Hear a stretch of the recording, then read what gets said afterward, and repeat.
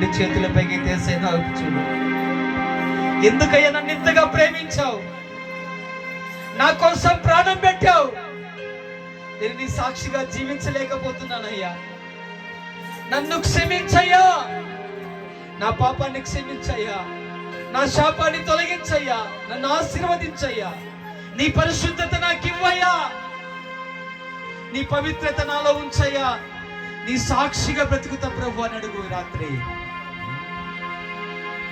నా పాపము పాప నరరూపివైనావు,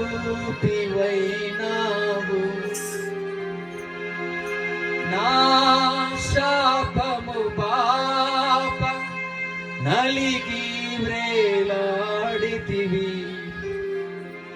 నాకు చాలిన దేవుడవు నీ